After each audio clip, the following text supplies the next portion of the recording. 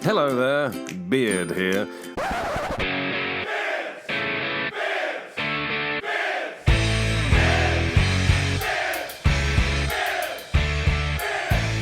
So good afternoon, handy listeners, such as you are. Welcome to this, a new dawn in the age of Guild Ball. Yes, it is Errata 4.3. It feels only yesterday that 4.2 was coming along. It wasn't, it was ages ago. When was it, like August? I think it was August. Something like that. Anyway, I am joined, as ever, by the incredibly loud Mr. Connor Rooney. Say hello, Connor. Hello! And once more by the ineffable Mr. Panzer Harris, who will now do a startling impression of Connor. Yeah, now you've said it, I'm not going to do it. Hello, Bill. Combo breaker. Nice. Oh, I appreciated that. So, before we dive into the actual changes, and of course, this being an errata episode means it's going to take like 3 or 4 hours to fully go through all 40 cards. Wait, but no, it's not. Yay! 4.2, I will freely admit I've had a little bit of a break from Guild Ball. Not because, Guild Ball, but real life. Connor, as our sort of resident main tournament attendee, as opposed to Panzer, our resident tournament organiser, how has 4.2 been? We thought it was going to be incredibly fast. Has that, and also something of an on-apocalypse we thought at one point. How has that come to fruition? Well, yeah, the honor thing never really did. No. And when talking about 4.2, it's kind of really been two fairly distinct metas in the 4.2 August to November, December. Yeah. And then the drop of Festival, Vet Greed, and Soma almost created a new meta, because prior to that, I actually thought the game was in a very good spot where a lot of guilds were competing, and I do think it was one of the better periods we've had in the game in a long time. For competitive tournaments, competitively, yeah, and you just saw a lot of different guilds. Like, you saw people at WTC was kind of the height of that meta. You saw people on everything, a lot of Masons, a lot of Fish, Alchemists, Union, Engineers, Miners, a lot of stuff was getting play. And I think people really enjoyed it too. And then once you did get Veteran Greed and Festival and Soma dropping, I think a lot of people kind of got tired of that meta quite quickly. So I don't think much of that. 4.2.5. Yeah. Yeah. So, yeah, I absolutely agree with Connor, because I was one of the ones, ironically, that had my enthusiasm hit by 4.2.5.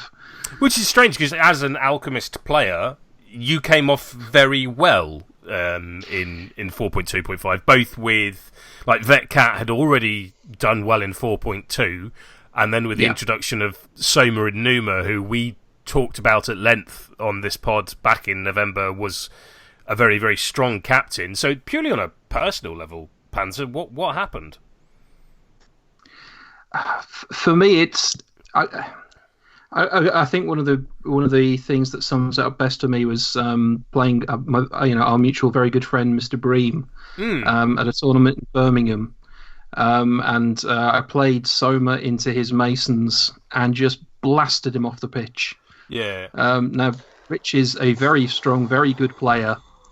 He made maybe 1 or 2 slight mistakes, and that's all Soma needed. And also, Rich has a very good record against you. I think, is that fair to say? Yes, he does. Admittedly, with Scalpel, usually. Yeah, it's that old irony. I teach people to play, and they promptly use that knowledge to beat me into the ground. But I'm sure this time they've toned down Scalpel. Also, Panzer, at no point have I ever used the information you've given me to beat you. I've always been very fair in that respect. Yeah, because we normally play each other when we both know nothing. It's very true. It's very true. Usually at testers. Yeah. So it's fair to say that 4.2 was almost like this. Just looking at the mechanics of Guild Ball, no sort of external factors. Forgive me. Just sort of timing it down that way. Almost like a sort of Guild Ball halcyon day. Like, we didn't.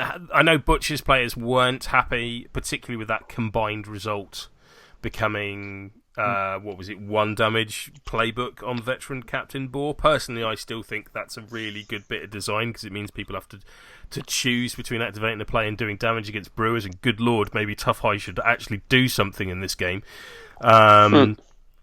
Still the worst defensive mechanic, but there we are. But 4.2.5, if we were going to sort of coin it that, skewed the meta a little bit, mainly because of the threat extension of Minx with Veteran Captain Greed, and then just the sheer explosive can-do-anything from Soma and Numa. Is that a fair description of where we were?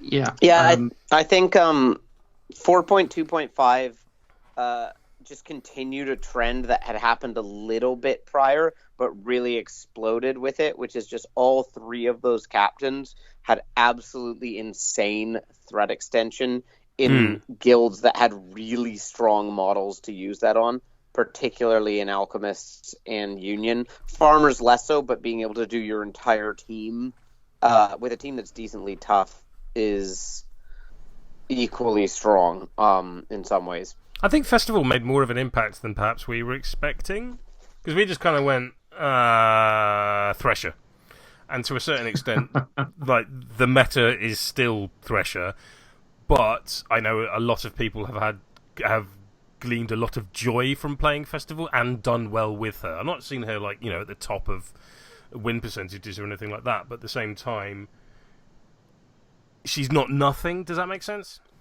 Yeah, I think she helped with the bad matchups. I mean, a lot of times they still Thresher. It's like as an alchemist, I still see Thresher every damn time. Yeah. But so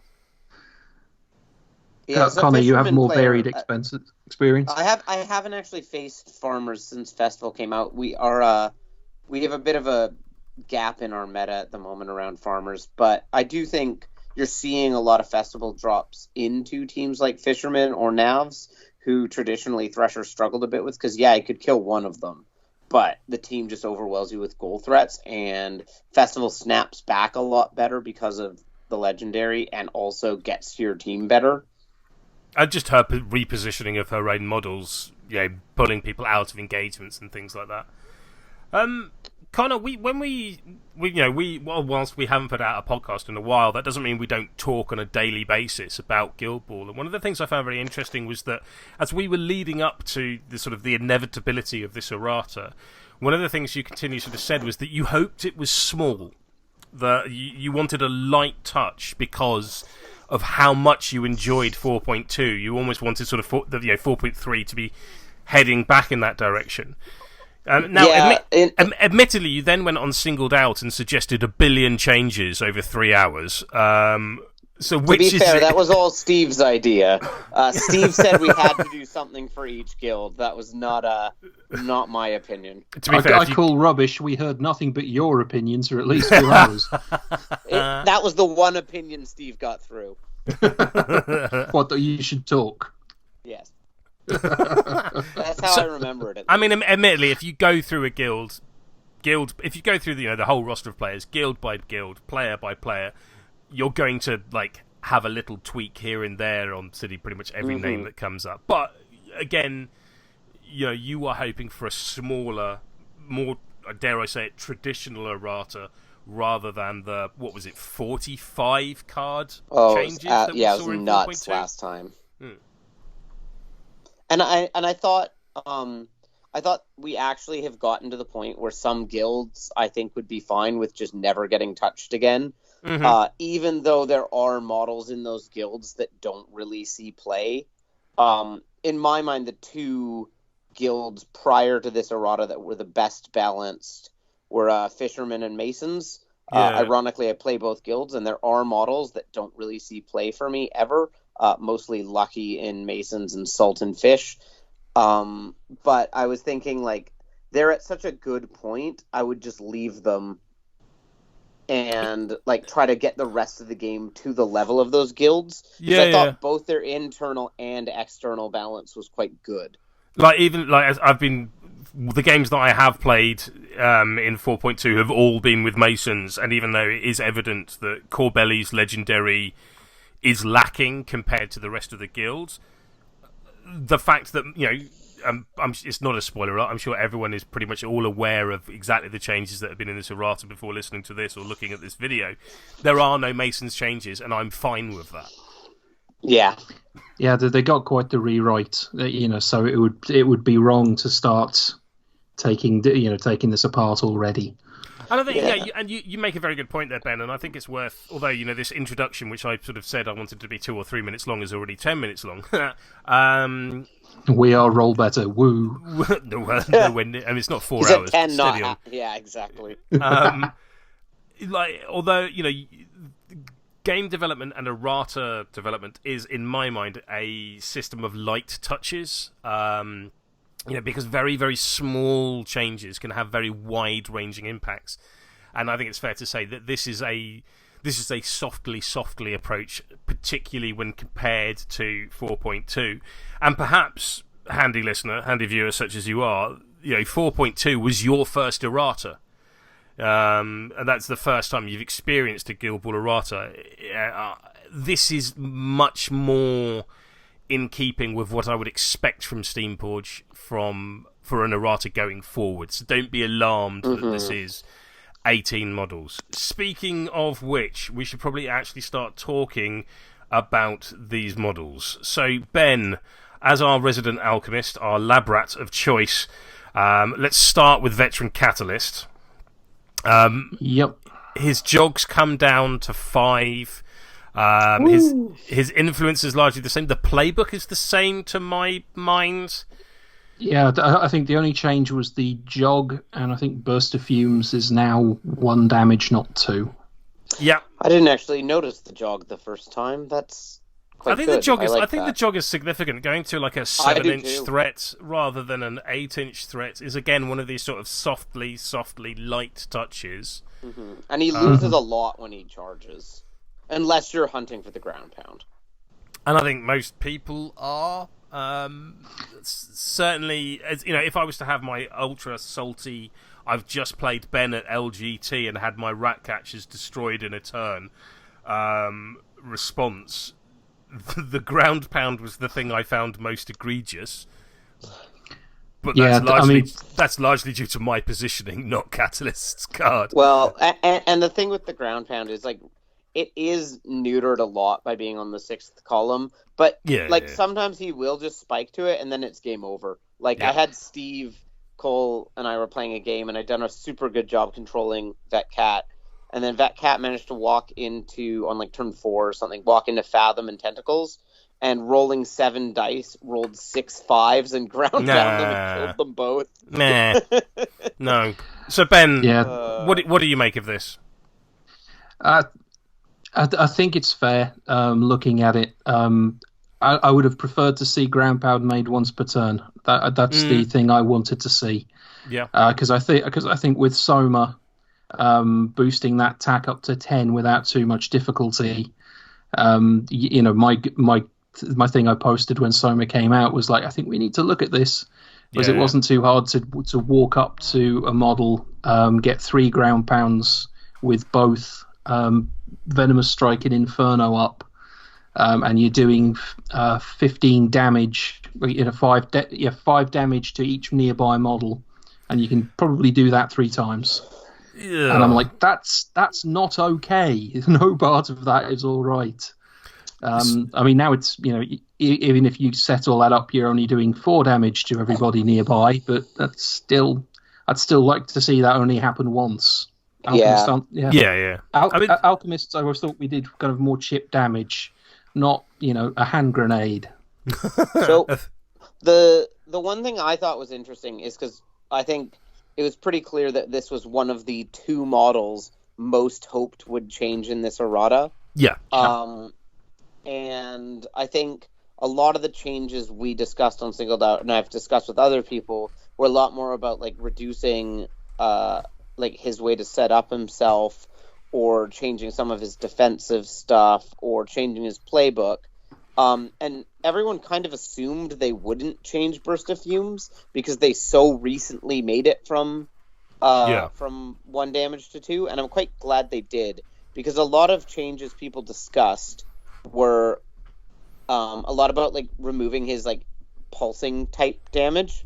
Or But I toxicity. often found that wasn't that relevant, and what was happening is you would score a goal, Alchemist would score a goal and kill a model in one Catalyst activation, then you would score, then they would score and kill. Like, Catalyst was so good at one-rounding models with no support, that just losing basically...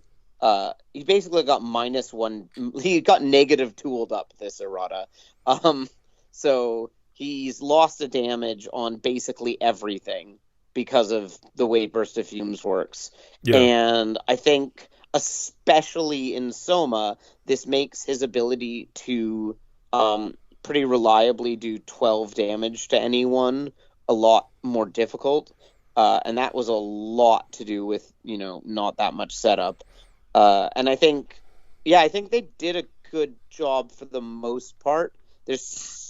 And I think this was the right amount to do. There is a chance that he's still an auto-include, but I think they've tilted him down enough that even if he is, he definitely isn't going to completely dominate games in a really unfair way, the way he has been. I think what they had to be... Oh, sorry, Ben. Yeah, crack on. You're our Alchemist guy. What I was going to say is I think they had to be very careful that he didn't go back to being a paperweight. Or just Yes. not in the 12. Because they didn't make massive amounts of changes to suddenly he goes from paperweight to oh my good grief, what's this? So there was a risk if they did too much, he goes back to paperweight again, which would be a crying shame because most of us love the paint jobs we did on that model. Yeah, I think it's a really unique model too. The 5-inch jog here is more significant than people are going to give credit. Oh, absolutely. And rest assured, this is a series of changes where the vast majority of sort of the Gubsian community are not going to think that these have gone far enough. No disrespect to Gubs, but steady on, lads. I don't care how much damage Burst of Fumes does. If he can't reach me, he's not doing any of it. And having a 5-inch jog rather than a 6-inch jog is a considerable change. It's good to see kind of in an age where all the threat extensions are getting bigger, his threat range got dialed back a step. Yeah, and I think that is, as I think we've all said, that's it's a much bigger change than it looks like.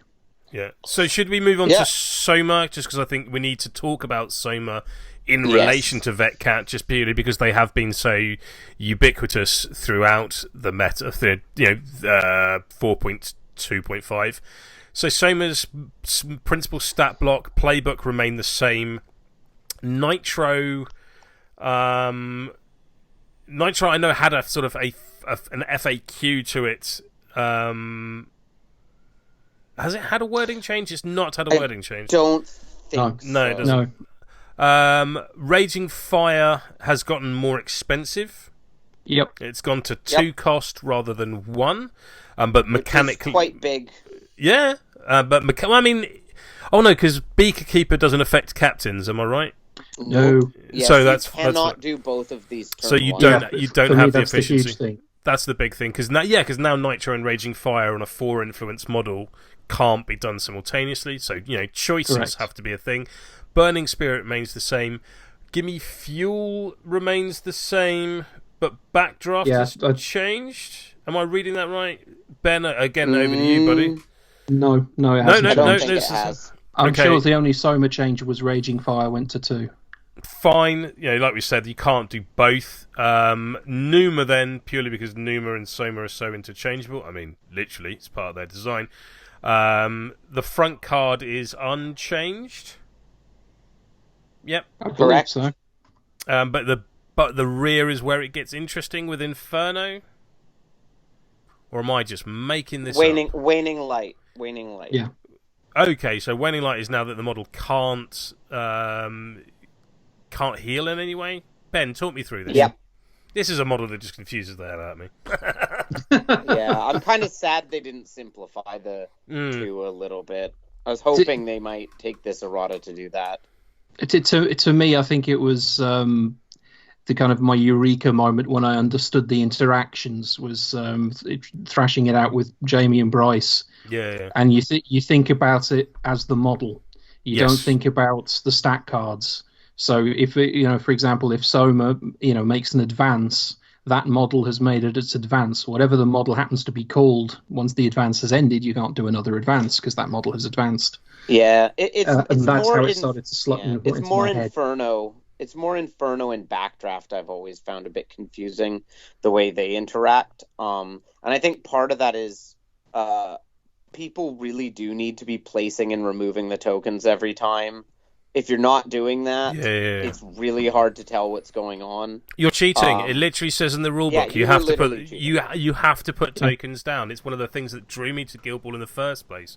Is that token placement on the pitch is in the rulebook as a rule. You have to do it. And I do feel like people are doing time-saving stuff on this, which makes it as an opponent, especially if you can't remember like who hands out fire naturally, incredibly confusing. Yep. Especially when Numa's like Cammy in a Soma crew is just incredibly confusing at times when the opponent isn't playing cleanly. I think as the Alchemist player, they Soma and Numa, they put a burden on you to explain things more clearly. It's things like Soma has burning spirit, so if you get within 2 inches of Soma, you're on fire. Numa doesn't. Which is so weird.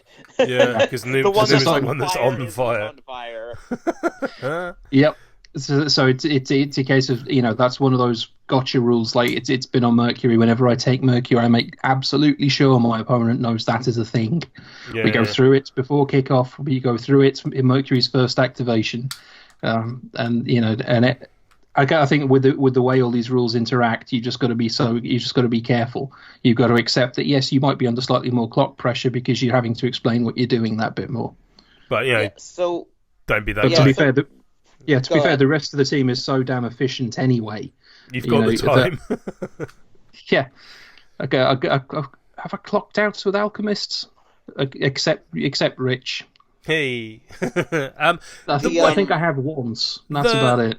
The thing on Numa's card that it cannot heal any health whatsoever under any circumstances. How big an impact is that going to be for how you play Numa? Because it always seems to me like Numa is almost like old school Witness Me, where I get my 2 goals and then you legendary with Numa and get the you set yourself up and go, and you don't actually need them to be on the pitch that long. Or is that just how I play? How is this going to impact you? For me, I don't think it changes much at all. I think it just reinforces that Numa is a glass cannon. Yeah. In that, if you don't, or more of a glass sword, if you don't get your stroke absolutely right, you're going to smash it to bits and achieve nothing. Because you've got to be so careful. A 4-1 model with 10 wounds, there's no staying power there. Yeah. I've said before that I think Numa, when you include all his abilities, has the best playbook in the game with Tac 8, Momentous 3, Push Dodge on 2, and all his other crazy results he has. And he's an incredibly good model at getting 6-point activations with Furious, his speed, his dodges, 3-6 kick. And it's interesting because I definitely was in the camp that Vet Cat was not the only model that needed a tweak, that Soma and Numa did as well. And I like the tweak. I do wish they changed Backdraft and the way some of that stuff works to be a bit more similar to how other Alchemist stuff works. But I do think the Soma change in particular is really good because hitting his turn 1, it hits his turn 1 with Vet Cat a lot, but doesn't really if you're not playing Vet Cat, because there aren't really any models you tend to put that on turn 1 otherwise. And with Numa, I think the really interesting thing with Numa in my mind is I thought the output of the model was just too good, and they haven't changed that. But what they have done is make it so it's not a brain dead button. So at the moment, like pre-Errata, Numa, I was seeing people occasionally just legendary to Numa turn 1. And if you do that into, like a Vet Rage or Ox team, please you get massively punished for that. But if you but the problem I think that's a really silly thing to do. Well, it isn't. it is in that matchup, but if you do it into like a football-y 3-0 Yeah, guild, go into they Shark just or something. cannot do anything about it. Yeah, and yeah. Numa just runs rampant over that team because they can't kill him fast enough. Whereas now, it's actually worth it for those types of teams to try to chip him down because you can still kill him. Instead of being I've played guilds where you're like, well, a 4-1 with 10 boxes when he can heal 8 a turn is not really killable. That's interesting. And now he is. Yeah, because I kind of looked at this, as the takeout guy, and sort of went, well, that's one swing of Hooper. Like, who cares whether or not he can heal? But it's not about me. It's about Vetsakana and Shark doing 1s and 2s here and there. All right, that's interesting. I don't think we should lose sight of the fact that Raging Fire going to 2 cost. It's massive. That is massive. Because one of my standard kind of loadouts for Soma is you put 3 on them, because that gives you enough. You can either nitro or you can hand out Raging Fire to 3 of your 4 squaddies. Not anymore. No, you put 3 on Soma. You can either nitro or 1 Raging Fire. So you've got to be, it's not. Again, you've got to think more about your allocation and what you want to achieve. It's not just that, and if you load Soma up with say 4 influence to do 2 Raging Fires, but you end up thinking actually no, nitro is the better use, then you've wasted another influence on top. It makes them less of an easy button. Yeah, and alchemists were so far past what was okay influence efficiency wise that them having some inefficiency is really good. Excellent. Yeah. Last question then on alchemists is, although they need some time to be spent on them, I'm aware that we have spent a bit of time on them. Ben, does this sort of bring you back and make you want to put them on the table again? Yeah, I mean, I've still never played Soma with Vetcat because I just took one look at that and said my local meta, even lower mid tables at tournaments, I cannot do this to people. This isn't fair. Yeah, it's fair to say you have a developing meta, right, rather than sort of the misery meta that Connor and I play in. So I would like to point out that even Valerian in a tournament with alchemists decided that playing Vet-Cat was too much. Good lord. Good lord. That's how bad it was. I did not realise he had a soul, never mind a conscience. Yeah. Moving on then to blacksmiths. One of the things I find really interesting... One thing before we do move on, just because I know people are going to mention it. Here we go. Go on then. Midas did not get any changes. I know, it's like the first errata ever. I know. Shush. And we all Leave thought him he was alone. going to get one. So just keep in mind, people, Lure of Gold, you can still do it twice on Vet-Cat, which I'm a bit surprised by. You can still do all the lure... Yeah, I mean, Ben, you did your darndest to change that by demonstrating it to Bryce at a tournament. Yeah, but I demonstrated it with Vitriol to recover his impossible kickoff. Yeah. But so somehow it survives despite your best efforts. Blacksmiths got, they were nerfed with no benefit. In the last errata, and what I find really interesting about the models that we're about to talk to in Blacksmiths is that none of them were the ones changed in 4.3. Is that right? 4.2? Am I making that up? No, you're correct. None of them were changed, which is good. Only I like that. Sledge and Anvil and Faris. Faris. Faris, that's it. So.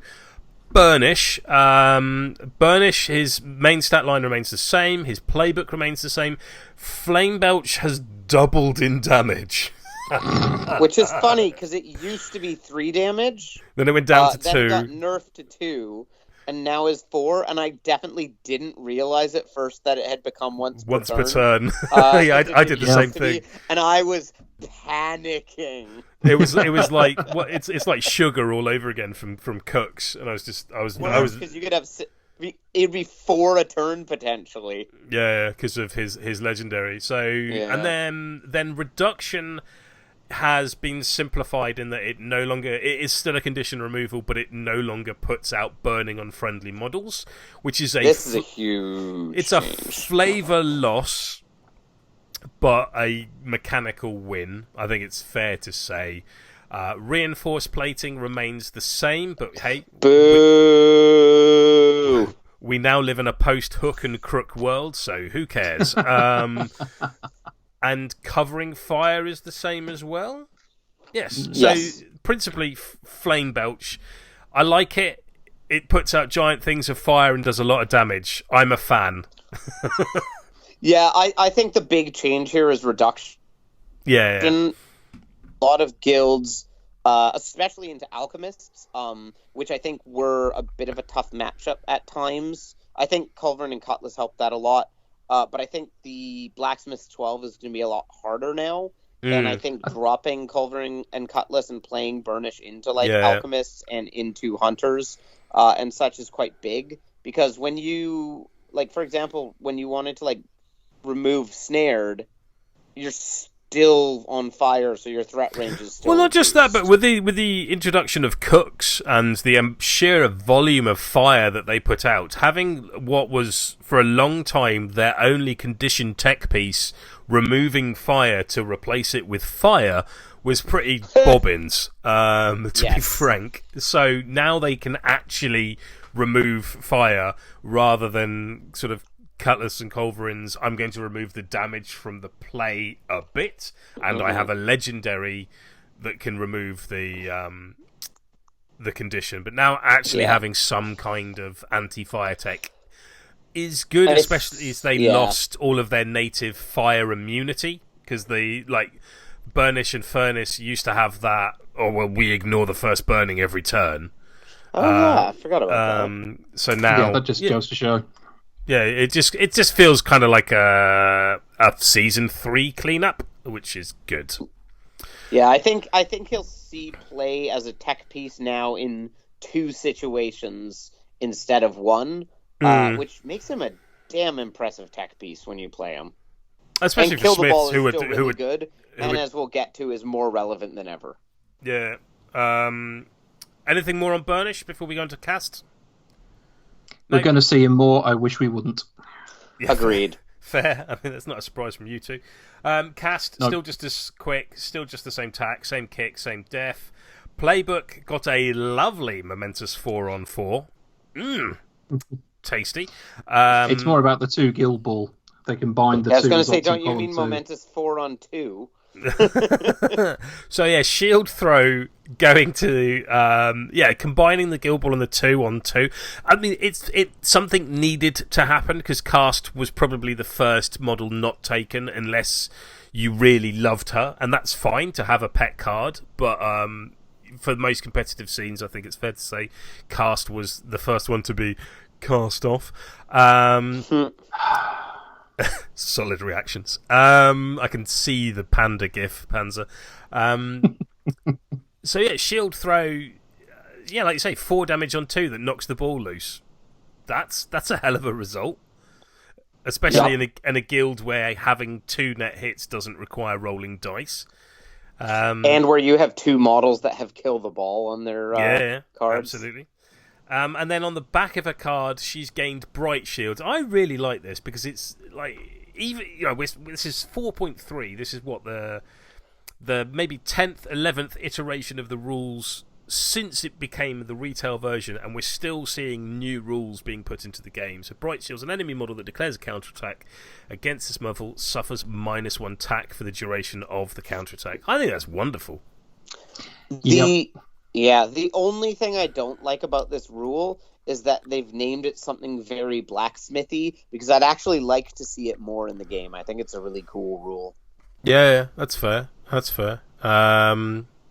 Cool. Yeah, she's good. And also, you say that her combined result on 2 is a momentous 4 damage. Scatter the ball. Don't forget, because of Swift Strikes, it's also a 2-inch dodge. Or it's a momentous 2 damage, -1 attack, -1 defense to anyone within 6. That result is insane. Oh, swearing from Connor. I'm not beeping you out. I've had enough.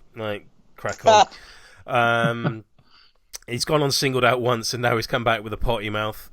Cinder. I blame Albert. I blame Albert for a lot of things. This is not one of them. Cinder, still the same stat line, still the same playbook. Kill the ball, still good. Stat line is different. No, the defense went up to 4. You're absolutely right. So yes, she's lost unpredictable movement, boo, but gained a point of defense, which is nice. So she's 4-2 under Sentinel, or 6-2 under Sentinel. So has Decoy gone up in value because her base defense has? Maybe. Yeah, probably.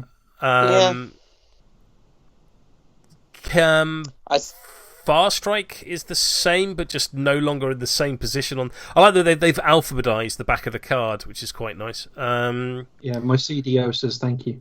Yep. Searing Strike is built in rather than needing to be kindled by Furnace, which makes Far Strike a lot more relevant. No, they've reworded all this. Yeah. So Searing Strike was what Veteran Cinder had, if memory serves. Yeah. Yes. So Veteran Cinder and regular Cinder just have the same rule. I'm all for that. All for that. And she now used to just have Burning Strike if it worked. Yeah. But now having a free attack rather than gaining Burning Strike if she's within 6 of Furnace is very nice. I think. Like again, in a faction which can can automatically give her instructions and the net hits required for that tackle to work, it's she doesn't actually need any influence putting into that, which is just glorious. I also think Cast being so good now and Cast playing it kind of the similar, doesn't really need a specific master, does a bunch of different useful stuff that Vet Cinder has, opens up a tech slot for Cinder more in the 6. I'm not sure. I think a lot of blacksmiths are going to have to make some really tough calls in the 12 now. But I think you might even see Vet Cinder dropping if someone's particularly a fan of Cast. I know that Steve is talking about Vet Cinder being out of the 12. And if that happens, then it's a lot easier to justify Cinder if you need her as a tech piece. I still don't think you're going to see her a ton, though. Unlike Cast, who I think you're going to see a lot. Yeah. For me, I can't get past what she can now do is you can do the range tackle for free. Then she has the ball 4 influence, a 6-8 move, and a 3-8 kick. Yeah. Hello. Yeah, like when I first started playing blacksmiths, when it was just that first box, like Cinder was far and away my leading VP scorer, and I can honestly see her going back to that role because having that 3-8 kick, having all of these sort of ways of interacting with the opponent for extreme influence efficiency, and Albert's favourite thing of getting results without rolling dice. She is phenomenal, quite frankly, and I welcome return to the team for Cinder. I think so. Speaking of welcome returns to the team, it looks like Captain Ferrite's back as well. Sort of unilaterally, the Master of the Forge of choice when blacksmiths first appeared has fallen by the wayside of late, but in 4.3 is faster. She goes up to a 6-8, so both her jog and her sprint have been buffed. She's still at 4-8 kick rather than the 4-6 she was before. Def 3-2, acrobatic, disarm and weak point are all the same. Get over here is still the same, but tongue-in-cheek has reversed and gone back to being a pulse, which is one of those rules changes that's hard to explain if you're not familiar with the game, but this is huge. Yeah, I mean, in my opinion, the main reason she fell out of favor was that change in the first place, because it's kind of the same issue you have with the Hammer Legendary, where if you're a captain that wants to behave like a super solo and run off and do things, your Legendary needs to be a pulse, because no one's ever going to be around you after you've activated. So the problem was, and the other issue was, it being an aura meant it didn't stack with Get Over Here Iron, because the buff would take place after Iron activated. Yeah. But now you can pull Iron 6 inches instead of 4 again. I think this is a massive change. I think between the nerf to the grindiest smiths in the previous errata and the buff to a lot of the football-y smiths in this one, I think they are going to be an incredibly good team again. But you're going to have to be able to play both styles, which is how they always should have been. They absolutely. You can 100% play a 06 blacksmith team or a 3-0 blacksmith team and everything in between. I think with the boost to the football side of the game and also the tech piece side of the game that they've received in this errata, there is no style of play that blacksmiths cannot do, this is going to increase the difficulty, I think, of how they play, and they were already a difficult guild to play well.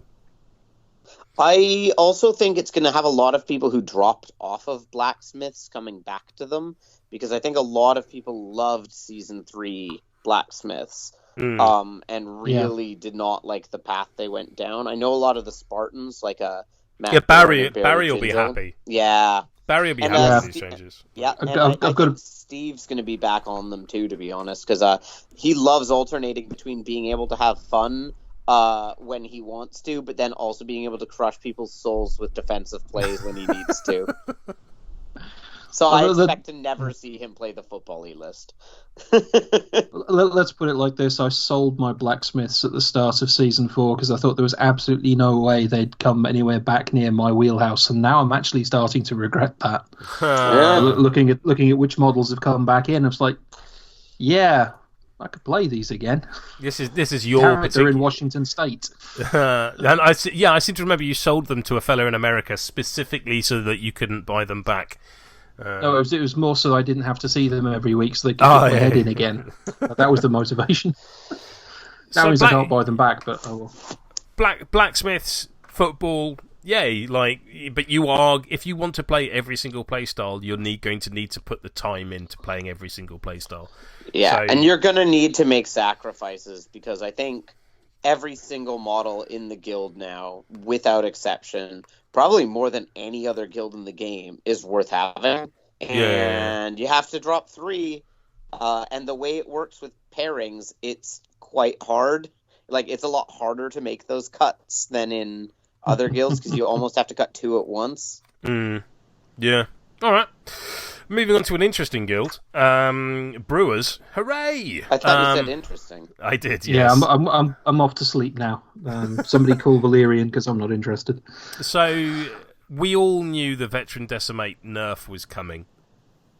I hoped it was, but I wasn't sure because the overall win rate wasn't crazy. I mean, she's so good that she had to have a little bit of a tickle just so that other people could get a look in. I think hashtag stale beer has been floating around for a while now. Whether the 4, we joked a long time ago that Brewers are the best minor guild in the game, but their flex spot are the captains. The the fixed 4 is so good. And part of that is just the dominance of Decimate and her ability to hook and crook people across the pitch. Seriously, those dogs are mental.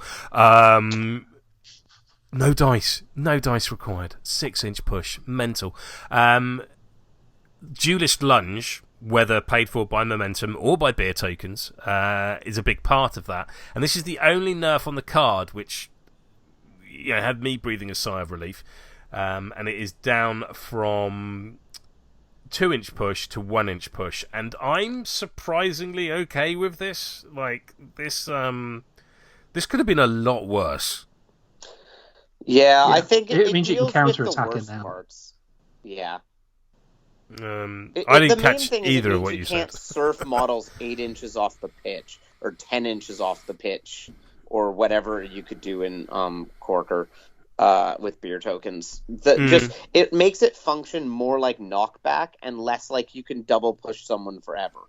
It's going to require more from me in terms of how I position and how I do things. Like, I still have a momentous double push on 2. I'm still functionally going to be doing the same thing. I just have to think about it more, and I'm okay with that. Yeah, I don't even think it affects the taxi. No, it doesn't. One taxi as much. It does a little bit, but what it really does change is, you remember when you made that vassal graphic of where are you safe from Decimate? The safe spots, yeah. And it was like a 6-inch circle in the middle of the board, and that was pretty it. much. It changes that massively, and I'm alright with that. Now you can't just double push someone to infinity. And I hated that. It was so stupid. So I really like this change. I think it's fair. I think Decimate's finally balanced. And with new Tapper being so good and less reliant on her, I don't think she's an auto-include anymore, but I still think you'll see her in a lot of lists. Yeah, it's just, we don't all play like Jared, where the game of the game is to push people off the edge of the pitch. Estes, then, who, of course, they destroyed all character in the beginning of Season 4.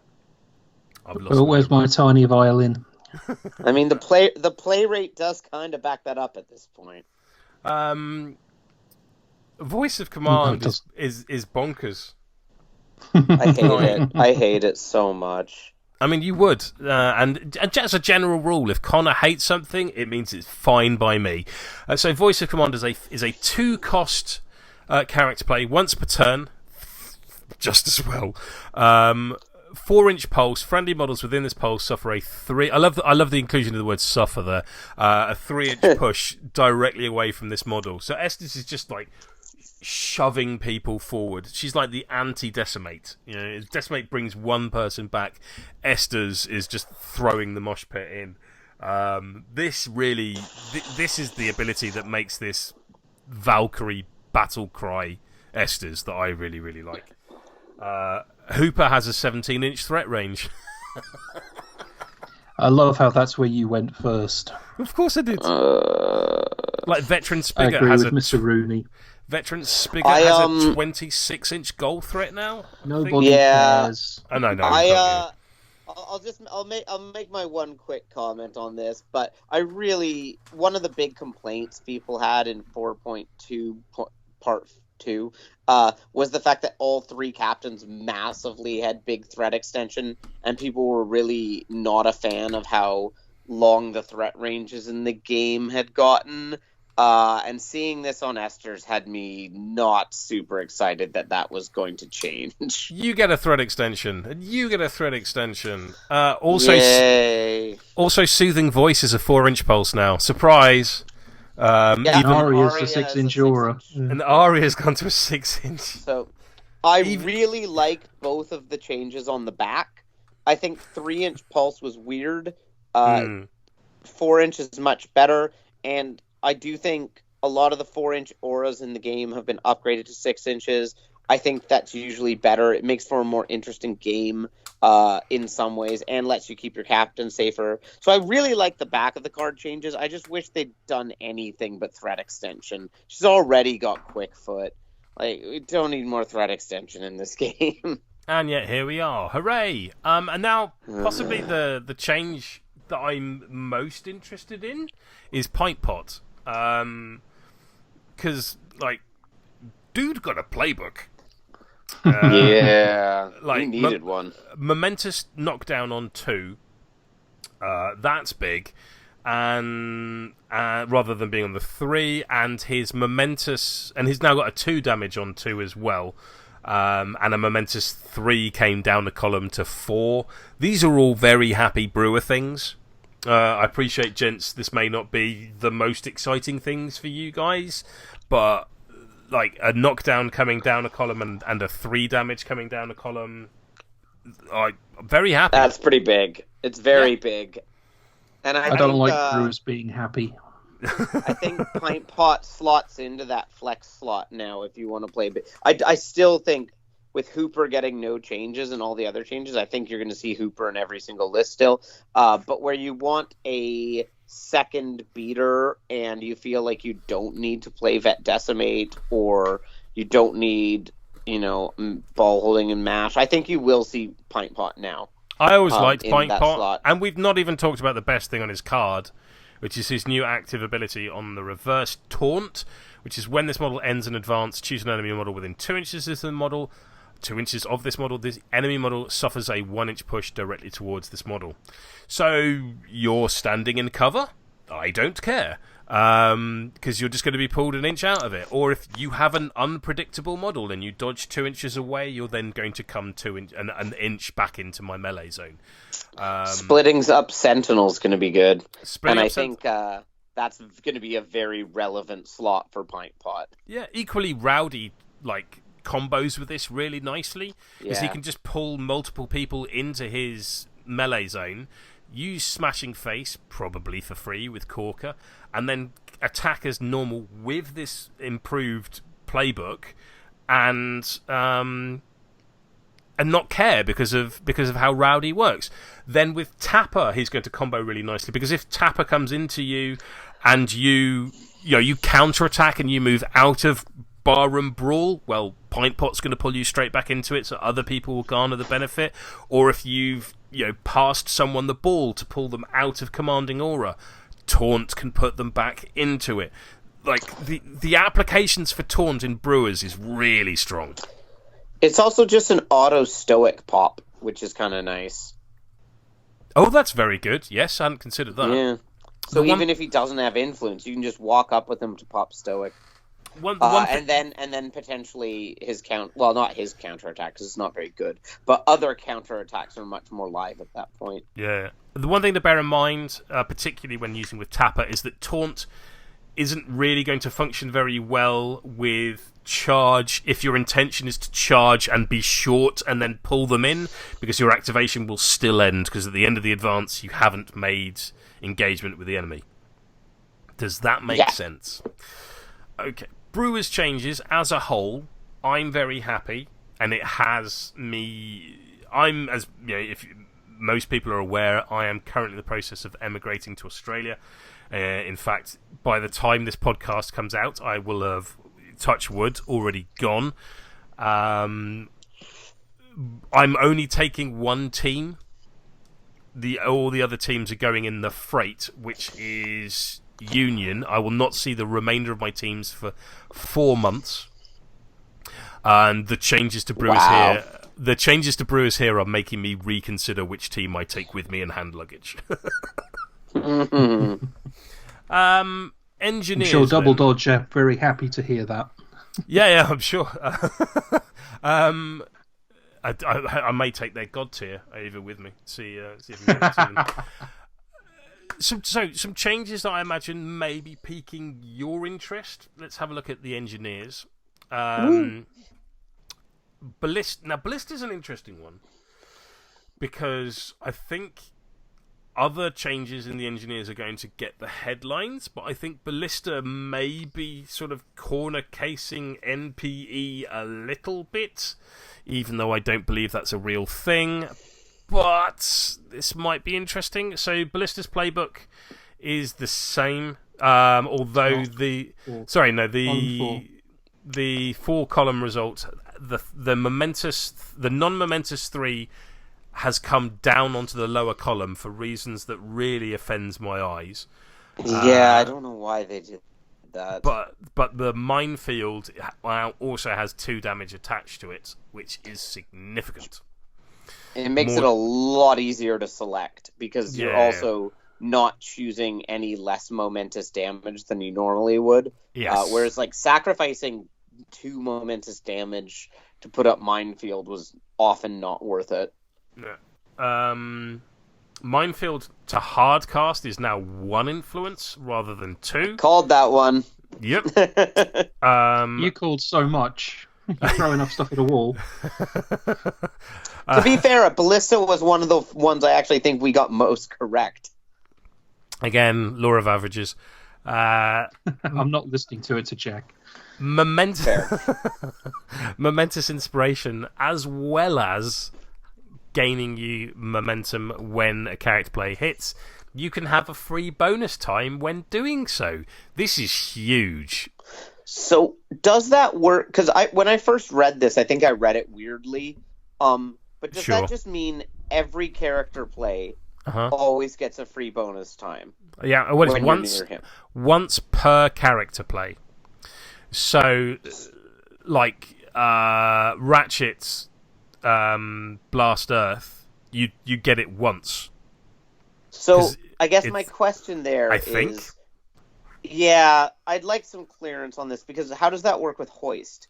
Because is it the same character play, or is it the character play from that model?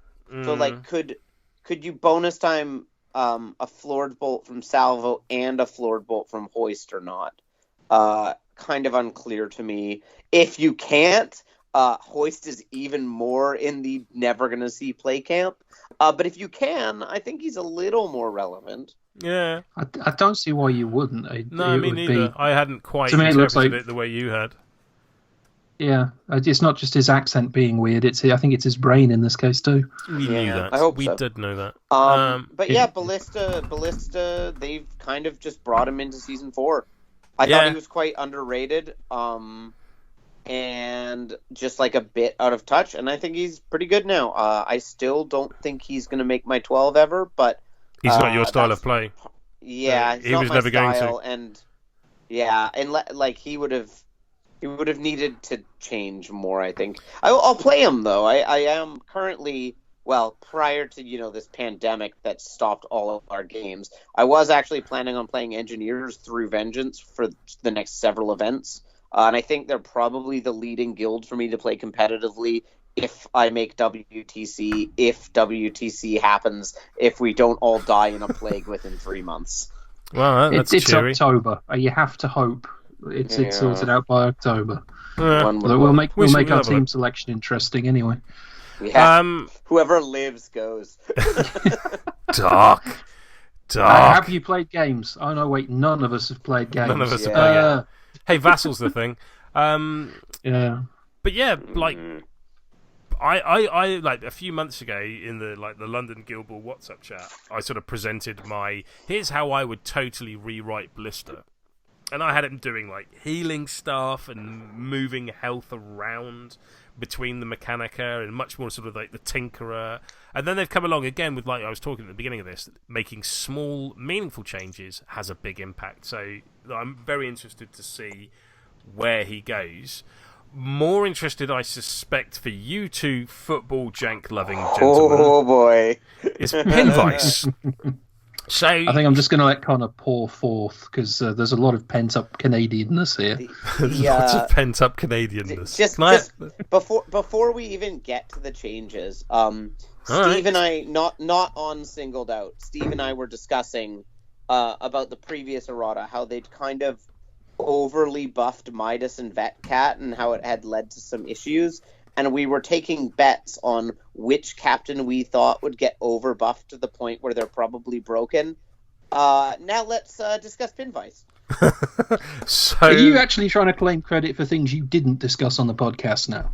Are you surprised? I think we did discuss it on the podcast. No, I'm not. I'm not surprised at all. But we have been discussing it for ages, and I think a lot of it was because people thought Pinvice was terrible, the win rate was terrible, but it just felt like the captain's design was really good, and they just needed to fix the legendary in the playbook, and oh boy, did they. Speaking of playbooks, a momentous tackle on 1. You sure like to see that as a striker, especially one that's 5-0 with close control. Yes, Pinvice has close control. Everyone forgets that Pinvice has close control. She's gained a momentous tackle dodge on 4. Aside from that, she's lost the momentous 1 damage dodge on 1. Oh no, she gained that. Yeah, what? So she's so good. Her playbook's actually changed a lot. Yeah. So, what was really interesting is I actually thought her first 2 columns of her playbook were really good, and it was the late columns that needed to change. But in fact, her 5th and 6th columns are identical, and the only difference for the 4th column is the momentous tackle dodge. So what they've done is they've reduced her reliable damage, but they've increased her footballing ability with the momentous tackle and swapping with 1 damage. And then Is it now entirely possible to have an engineers team with a momentous tackle on 1? Oh yes, it already was. I think Pinvice was the only captain that didn't have it. But now you have Pinvice doing it too. Yeah, and So it is interesting because one of the things that made Pinvice really strong was just there was almost no model in the game she couldn't do 15 damage to. And she has lost that because Horizon, like having the damage on 2, yeah, Ab. But no, I mean Horizon. He's only got 8 health. Like you can't do 15 damage to him. That's a fair point, but. It does mean like her ability to 1 round really good defensive models has gone down. Good striker. But I actually think is a better design choice because it also makes it so she's more of a footballer. And the 1 damage being momentous now also means you can do damage and still generate momentum instead of basically having to decide between the two until your 4th column. Not having momentous damage till column 4 was rough. And it's but still a combined momentous result. 2 is only on 4, which is not great, but is like quite good for a striker. I love the new playbook. I wish the push dodge was momentous. I was really hoping they would make the push dodge momentous. But yeah, other than that, the new playbook's a big improvement in my eyes. It just doesn't they've stop. given her a playbook a playbook that looks as good as the resin model does. Hey, see what you did there. But yeah, she has that momentous 1 damage dodge momentously on 2. So even against tough hide models, the worst defensive stat in the game, she still gets momentum. Controller has dropped from 3 to 2. That's big. Yep. Yeah, free linked activation. Well, not free, but more efficient linked activation. Very, very good. I still think you mostly use it to end the game because one of the reasons Linked is so good with Honor and Harmony and not as good with Fathom and Angel is because of the ability to pump all that influence into damage. But with Pinvice, if you're spending 2 influence to do it, often she's one of your better damage dealers anyway. But what it is super good for is situationally scoring really big goals where you're just like, oh, crap, Pinvice can't reach this ball, but this other model, if it has +2 move, can chuck 4 influence into it, that model then scores. I think the velocity kickoff, where you kicked off with velocity, and then as soon as it was your go, you activated Pinvice, gave velocity alternator, controlled it, and immediately went with velocity again. I think that's benefited from this because then you have probably 4 influence to spread around the rest of the team rather than 3. But yeah, it's also super good on salvo. If Pinvice say is about to score, alternators herself, sprint, shoot, so you've got 2 influence left. Chuck controller on salvo. He's one of the best models in the game. That is good. At chasing down kickoffs. So if that ball doesn't snap to someone, punt it to the corner. In which case, again, it's better against teams that actually want to play the ball. If they don't, they were going to punch it to the corner anyway. But if they need to snap back, they're kind of screwed now because if that ball doesn't hit someone, you're scoring. You're done. Yeah. And then lastly, well-oiled machine. So once per turn, when a friendly model receives a successful pass, the friendly model may immediately make a pass without spending influence instead of using pass and move or making a snapshot. So this is the same wording as pot-bellied pass, which is so Pinvice can dodge from the pass to a model. So Pinvice, this is old Whirling Dervish on Bonesaw in that she can pass to a model, use that momentum to dodge forward 4 inches. The friendly model can then pass back to her, and let's face it, you're an engineer, you've got a 4-6 kick, it's probably going to go off, and then Pinvice can dodge again, and then advance and potentially pass to another model who can pass back. Because what you may notice is this is friendly model, once per turn, and there's no range on this, it's not an aura, it's a global effect. This is mental. This is insane. This might be the craziest rule of this entire errata. On a captain that I thought needed a tweak, and did need this part of them made better, but I did not imagine it would be a global trait that is not a legendary and does not even require her being on the pitch. Yeah, if this was a legendary, if this was a legendary that just said you can do this for 1 turn of the game, it would be good. It'd be much better than Corbelli's legendary. Yeah. The fact that this is just a static, always-on ability makes Pinvice engineers bananas, and I think this alone means this, the stranglehold that Rivet has had on team selection is done. Not that Rivet's never going to be played again, because Rivet is in of herself very, very good, but now Pinvice is very, very good in different ways to Rivet. Yeah, I think Pinvice will be my default captain for a while as I try her out. I've been playing a lot of Rivet lately and really enjoying it, and I'm really having a lot of fun with engineers, and I was planning on sticking with them anyway, but these pin vice changes have me very excited, and Just honestly, bananas. the ball's not safe anywhere. This team already has crazy good ball recovery. And if you need to kill the ball, like you can pass it to a model that then can pass it to a model. So you can move the ball anywhere you need. This might not be okay. I definitely think if there's any model that's come out of this errata that's been buffed to the point where they're probably gonna make people angry, especially the Poles who were already having issues with Bartek's pin vice in her pre-buffed form. God help you guys. He's going to be a monster now. And I maintain that the changes to Ballista, which are going to make Ballista at times miserable to play against, and trust me, I know miserable, like they are going to be obfuscated by how good pin vice is. Like, engineers legitimately have maybe the best 3 captains in the game, like, for a guild. Like, I don't think you're necessarily wrong. I would have that argument with anyone. I'm not necessarily saying I'm 100% correct, but I would confidently go into that argument, like, thinking, you know what, I've got a pretty good chance here. Like, all 3 captains, very strong. I think the only other guild that I would say might have that an argument is Alchemists.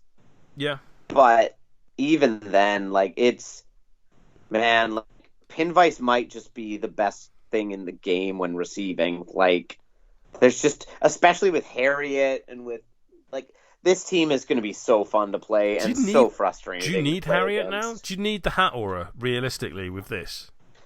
I don't know if you do, but I think what it allows you to do is what you do with Spigot in Order, which is just you can score first activation of the game. Not quite as easily as Order do it, but still quite easily. And what's really interesting, actually, is the first thing I thought when I saw Pin Vice, is that it's a combination of Captain Brisket and Honor, and those are 2 of my most played captains. And yeah, I'm going to be playing a lot of engineers. Oh, Harriet is really good with Ballista now. Yes, yeah. I'm gonna throw Sucker Punch. Strong. I'm gonna throw Sucker Punch 8 inches for free, get a bonus time on it for free, and generate momentum for free. That seems okay. Yeah. Plus, the whole team gets to dodge around while throwing their character plays for free. It's great. That's excellent. Yeah. Less good news for engineers. Salvo. The first of many minor nerfs. LOL. It's a subtle change, but it's a significant change, going down from a cap of 4 influence to a cap of 3 influence is going to change what you can do with him. But considering beforehand you could do anything you wanted with Salvo. And everything, yeah. Yeah, this doesn't feel awful. This is not the same as original Siren going from 2-4 to 2-3, where basically her ability to get the ball back and shoot became impossible. That's because she had a 3-cost character play. Yeah, whereas his character play is all cost 2, and he gets to do one for free still with his heroic. Yep. So he's still an. I think with 3 bonus times. Does change his. Yeah. I think this changes his role slightly, where he can't do literally anything now. He's more of a battery player now, which is fine. He's an incredible battery. But what it does mean is the salvo kickoff in Rivet, which I've quite liked, is a lot worse. I think the changes hit him a lot harder in Rivet than they do in Pin Vice. Because you often don't have or even Ballista, because you don't have as much influence. And it does cost him a character play a turn, because you can't do 3 a turn now. Yeah. But the big one for me is, I was often turning him into a better version of Blackheart, where he would have a momentous 2 double dodge on 1, and could spend 6 influence, basically. And what he could do is basically Floor Bolt someone, walk into them, and do momentous like 12 damage, which with the 3 damage from the floored bolt once he was tooled up was enough to kill most squatties. So he was actually kind of a killing machine with some setup, and he can't do that anymore. It loses. He's got a great playbook, especially especially under Rivet. That's a great playbook. I do think it's crazy. These changes impact miners more than they impact engineers, purely because under engineers, as we've already discussed, the amount of free other things or bonuses he receives from his captains aren't present when Shaft is on the pitch.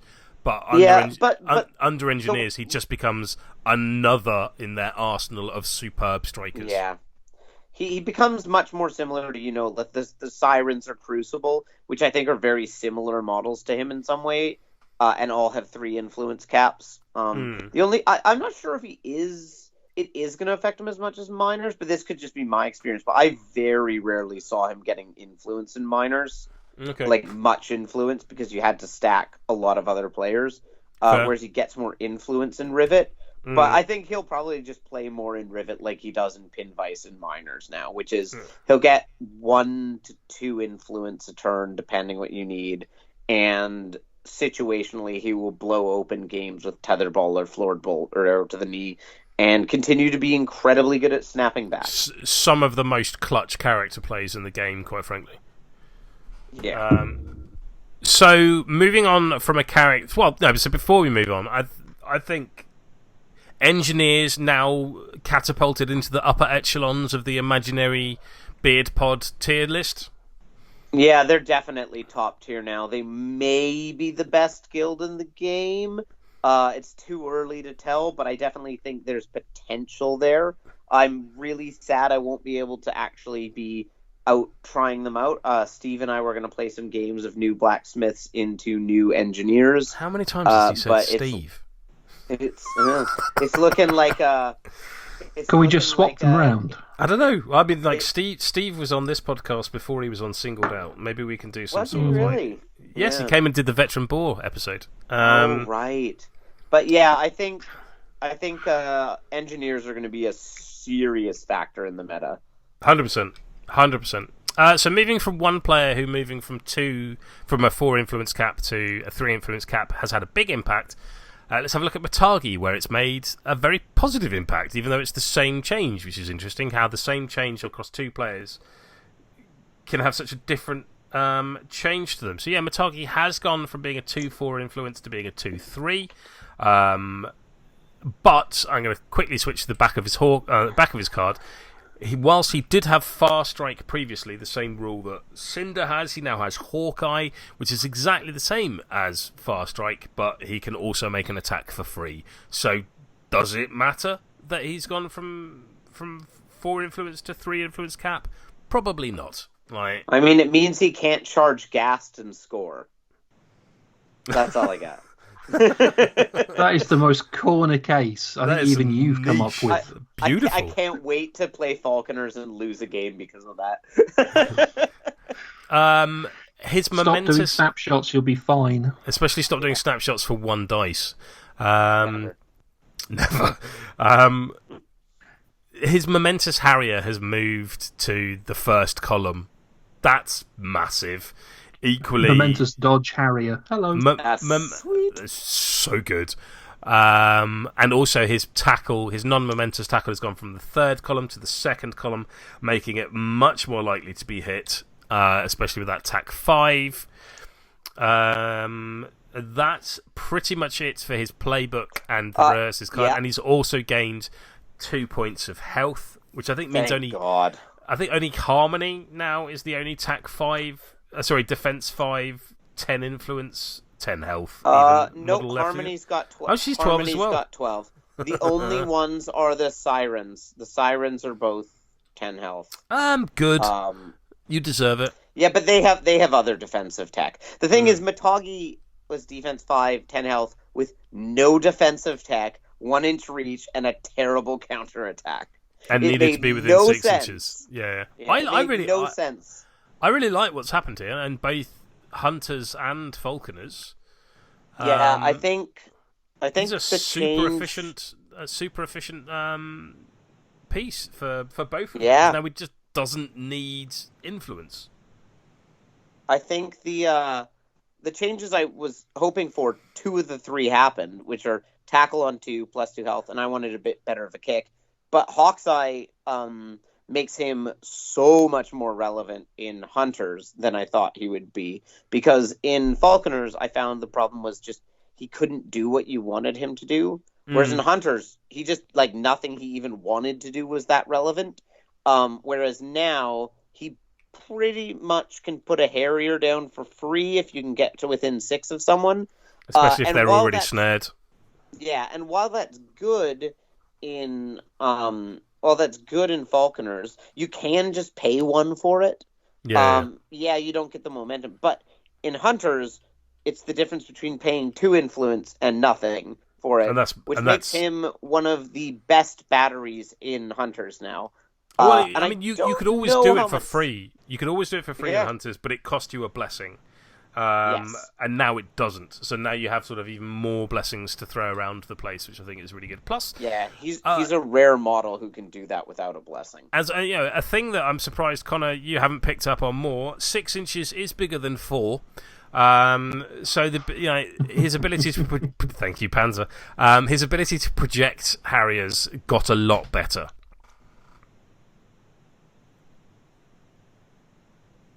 I think Connor's broken. Does it? So I don't think it does. I don't think it does though, because it just triggers the play. You still place it within 4 inches. Oh, you're right. Oh, that's irritating. Oh, I made a knob gag and was wrong. But Welcome to Roll Better.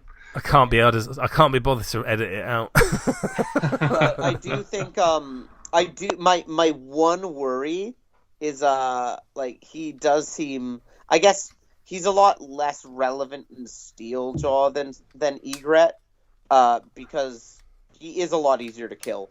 And also because the bleed is something she already does. She already does it. So I don't know where exactly he'll fit in Hunters. But I do think he's worth trying out, and I definitely think in Falconers he's going to be a massive addition, and I think he went from like I may or may not play him to I think he's one of the models I would pretty much always play now in Falconers. I think certainly these impacts are bigger in Falconers than they are in Hunters, but I still think he'll see play in Hunters now. Certainly, I don't think under Steeljaw, like you said, the bleed that Steeljaw does sort of semi-negates. Plus, also the Harrier markers aren't such a big deal in Steeljaw. I think that's fair to say. Yeah, they might. I think you'll probably see him. Like, I think if you're playing Steeljaw into Brewers, I might play him, because the Harriers counteract Tough Hide. Gotta have a way to get rid of Tough Hide. I would consider playing him in Skatha, because he snaps back really well. His ball recovery is interesting, and Harriers really up the damage of the bear. Yeah, it's true. That is true. And Vet Hearn and Matagi seem to synergize really well, because he wants to hit that Momentous 2, which can be Momentous 3 with a Harrier, but he kind of needs someone to be knocked down or snared to do it. Okay, man. All right. Well, moving on then to miners, who I think are this Errata's blacksmiths, in that there is absolutely no benefit for them. We've already talked about Salvo. Yeah, and Salvo was in pretty much every Miners 6 I saw, so that is already a nerf they're going to feel, even though it's not as relevant. Fisher, the main change, I can't see any other changes, is entirely to You're Coming With Me, so that now the model must be placed into base-to-base contact. And it was during the model's activation, so it rather than friendly model's melee zone. So this is really going to limit their ability to catapult, say, Mule forward. There's no more of this, oh look, I've got a 50mm base model on the halfway line without it activating. So their ridiculous mobility has been stymied somewhat. Is that so does that just cuts off 2 inches of threat, I think? Yeah, but that's significant. So. Oh, plus no, it also, is. I just wanted to make sure I wasn't misreading it. But plus also the model 2 has inches of threat is big. Plus also the model has to already be in base-to-base contact with it. Yeah. And with how big the bases are, it was quite easy of them to stay within 1 inch, even if you could move them, because the damn bases were so big. But now, just like the slightest push, and you can't do it on the first one. Exactly. Which then means you have to place... There's a lot more counterplay to it now, even if it is still one of the best rules in the game. So there's more setup required, or at least more consideration for the setup required, and the threat itself is lessened. I think this is good. I'm sure. I think it's a fair change. I'm sure it won't be popular. Probably the change they needed the most. Mule. I must admit, I've forgotten the Mule changes. So let's have a quick look. Oh, I can cover that. Go for it. The Mule got the season 4 Fisherman nerf, which is just that his damage isn't momentous anymore. So his 2 damage double push and 3 damage double push, which were incredible results, and in the one game I played as miners was one of the things I most enjoyed about the guild. And they're gone now. He probably has the worst playbook in the game in terms of how many results are momentous of the total results. And Lockdown no longer gives out -1 tack, which is also really big when you think of him as a model with 2 armor. That is massive. So I think they may have gone a little far on Mule. And this is really interesting because by the numbers, miners were still by a noticeable amount the best team in the game. Certainly the best miner guild. Yeah, and realistically, they were the top percentage of any guild in the game in 4.2 after all their nerfs. Yeah. Fraser has had incredible success, but even if you don't include him, there are miners players all over Europe who are doing obscenely well. But for whatever reason, I've still always felt they were kind of the 3rd best team in this meta after Union and Alchemists, and spoilers alert, I think they're the team that got hit the hardest of those 3. Yeah. Losing all momentous damage on Mule when he was your one good damage dealer is really big. Does this mean that Shaft is now the only model in guild with a momentous damage result? Yeah, I think so. And it's not a good one. That feels harsh. Yeah. Because Colossus and Salvo both only do momentous damage with Rivet's help, so they're not getting it. Spade doesn't have it. Mule doesn't have it now. Fuse doesn't have it, or a finger on my model now. So I think they only are... Shaft. Yeah, they're really pushing them as a 3-0 guild now. That feels tight. Because isn't this now the same as Navigators? Because Siren is the only source of momentous damage in Navigators. Navigators actually have quite a bit of it. Do they? Okay. Windfinder, Ebb, and Azimuth all have it. Fish don't, but Navigators do. Good. But yeah, it's good. It clearly shows that Steamforged believed that miners were the best guild in the game, in my mind, and there are arguments to support that. But yeah, they've just never really dominated the scene or affected things in the way that they didn't have the same sort of guilds have. They didn't have that same sort of ubiquity. Since the first nerf at least, and having more captains is more fun. I really like the Fisher and Salvo changes. I think they nailed those. I mean, my desire to play the guild is pretty much dead in the water at this point. I'm not playing a guild where only 1 damage does momentous damage. Yeah. That's not for me. Right. Well, and I would have actually rather seen Lockdown go to -2 move and -1 tack instead of minus. Just lose the -1 tack. Yeah, or even just that, but not the damage. I don't know. It makes Mule a lot less interesting for me. Maybe you don't play him now on occasion, and you play Colossus I instead mean, if you need to that's fight. good. Like, choices is good. I'm all for that. But yeah, like, But it also means his double push isn't momentous, yeah. which in itself is quite rough because a lot of the time I was mostly just using it for the push. Mm. Yeah, it's Sorry. I'm not the hugest fan of Yeah. that. Not, yeah. All right, well, let's move on to some more cheerful news. Oh, here we go. Azimuth, your friend.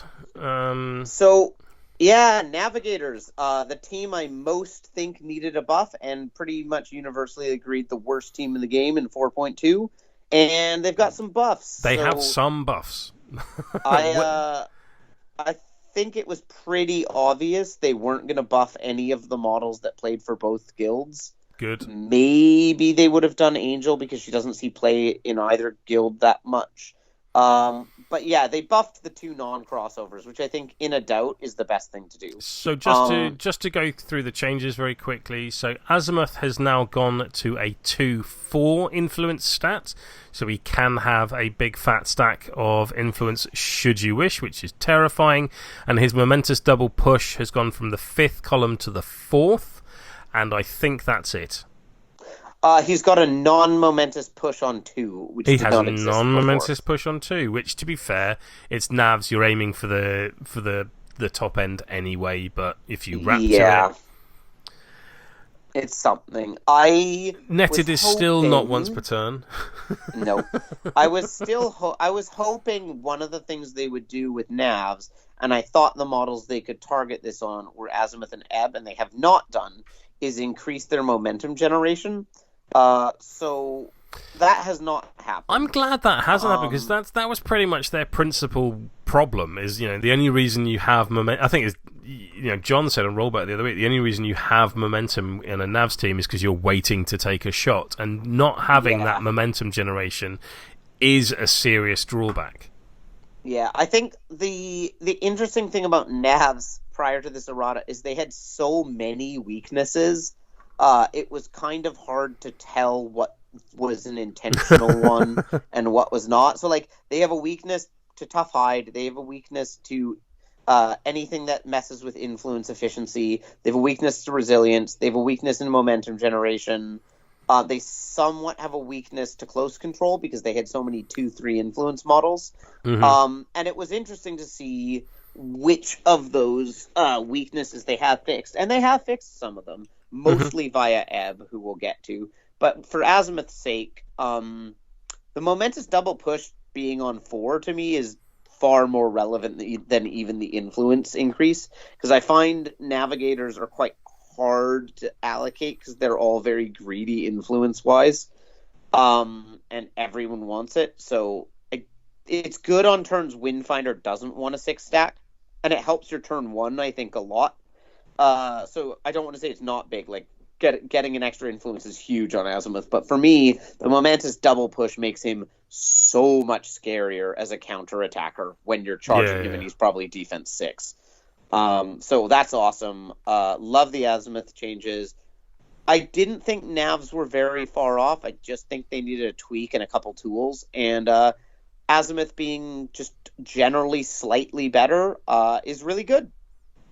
I mean, he was a pushed and worrying model before, so let's see what he does now. Speaking he's really good. Speaking of Ebb, Ebb. So for me, I actually think Ebb had been in the flex slot a lot for my navs, where you played him in matchups you needed to remove the armor or really needed to do damage, but not others. I didn't have him in the same category as Fathom and Azimuth as like the core pieces of the team.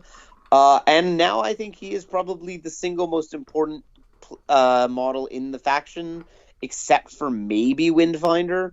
One thing to bear in mind before we get on to the positive changes on Ebb's card, there is one negative in that Smooth the Way has gone. which I genuinely think is a real shame, because Smooth the Way, which was the character play which allowed target-friendly models may move or over obstructions during a sprint or a charge, was a fairly unique piece of design space, only really replicated by Yukai, who just hands out flying. Yeah. And one of the things I found in the brief dalliance that I had with Navigators, that one of the things that a skilled opponent would do would be to block charge lanes with terrain. And what Ebb allowed you to do was to effectively have a hard counter to that. And a certain extent, I think that's a bit of a shame that it's gone. I get why it has gone, because he's gained a new character play. But I just think it's a shame that Smooth the Way is a design space which has gone entirely from the game. Yeah, I do think it wasn't good enough for one influence. I think if it had been Flight, or if it had even worked on barriers, it would have been a lot more relevant. But on a lot of boards, it just didn't matter. I think I'd used it twice in 12 games maybe, so it did occasionally come up, but not that often. Was it just too much with True Path? It was just he became the terrain ignory piece. Yeah, and the thing about it is the team is so tight on influence that putting an influence on someone because maybe they'll have to charge over a obstacle is so situational. I think I did it twice on the kickoff model because it was a really bad board. But in general, it was a rule that I think either needed to change or go. Just to clarify, it's obstructions, not obstacles. Yeah. It's not obstacle barrier specific. Well, it wasn't, because it's gone now.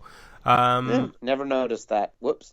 I think it'd be an interesting thing to come back on, say, a mascot. Yeah. I think so too. If you I could see Wrecker having it in not that Wrecker needs it, but something like Wrecker where he just kind of rolls around and smooths down terrain so that other people can go over it, or something along those lines. But what Ebb has gained in the place of Smooth the Way, he now has a character play Grasping Earth, which can be triggered from the second column on his playbook and is not once per turn, which is target enemy model suffers a -2/-2 move penalty. This sort of really works well with his tar pit style role that I've seen him used in the past.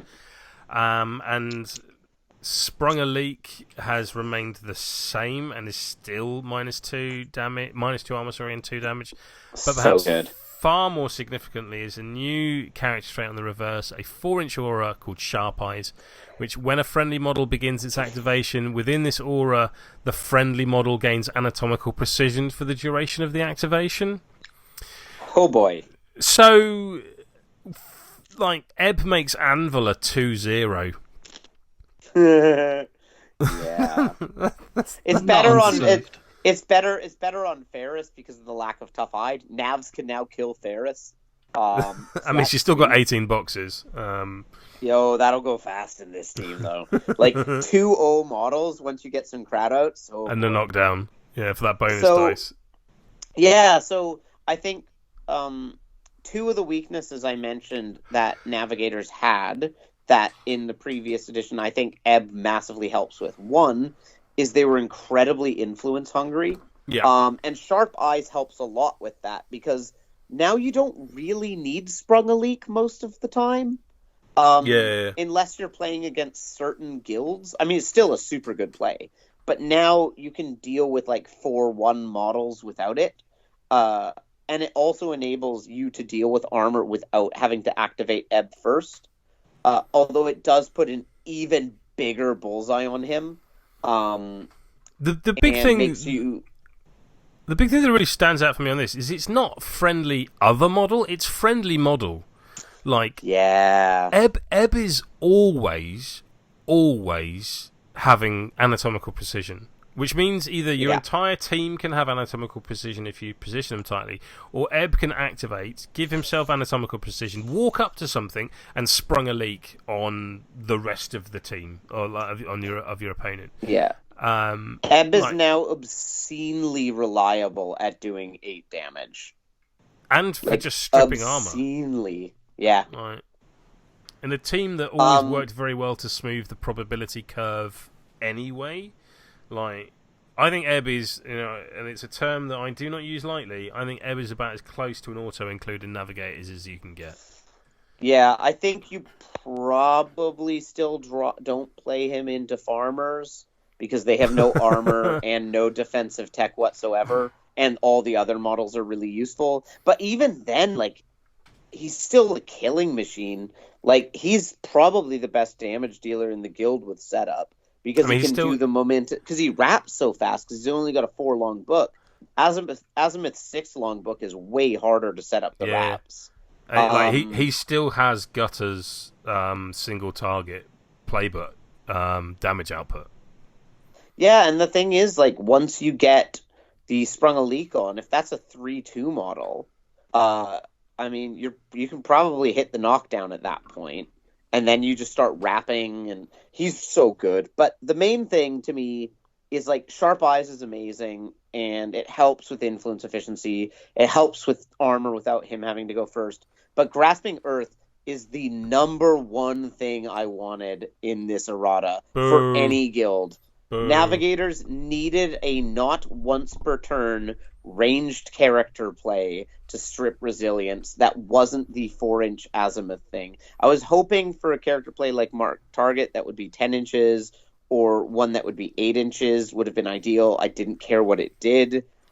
6 inches, it's definitely a lot less valuable and safe than it would have been, but it's still absolutely massive. The fact that he can hit it off the book is really good. I don't think the -2 movement is going to be that relevant very often. It's not that much, and he's within 6 as soon as you do it, so you can reach him. Occasionally it'll be enough to stop them getting to someone who has the ball, but for the most part, this is not something that I think is as much about the play as it is about just being able to go with him and pop resilience on someone. Just to be clear, the one exception, yep. Just to be clear here, Navigators players, I'm not booing you getting a thing. I'm just booing Connor being happy. Right. Well, I mean, very important distinction. I wanted it to be Mark Target, so it's not Mark Target. No, yeah, you're never getting Mark Target in Navigators. Well, no, I didn't even want the like +2 to charge. I just wanted the 10-inch range. You just wanted 10 inches. Gotcha. Yeah, I'll settle for 6.